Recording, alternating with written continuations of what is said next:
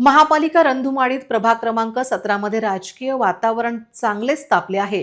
कट्टर शिवसैनिक राजेश मिश्रा यांच्या नेतृत्वाखाली कॉर्नर सभांनी वातावरण टाईट झाले आहे।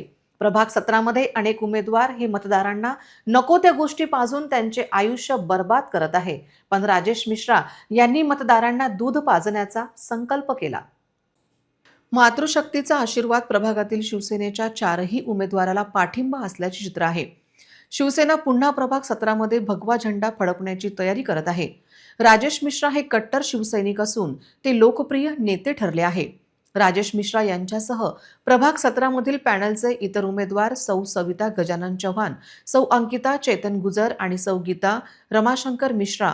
राजेश मिश्रा यांनी गेल्या काही वर्षात प्रभागात केलेल्या विकास कामांची पावती प्रत्येक छोटेखानी सभेत दिसून येते। महिलांचा व पुरुषांचा मोठा पाठिंबा राजेश मिश्रा यांच्या पॅनल मागे आहे।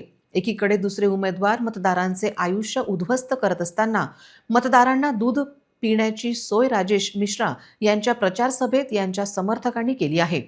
या उपक्रमाचा स्थानिक महिलांनी उत्स्फूर्त प्रतिसाद देत राजेश मिश्रा यांचे कौतुक केले आहे।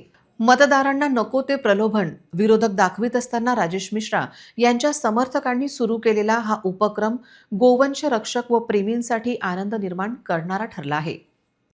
धन्यवाद।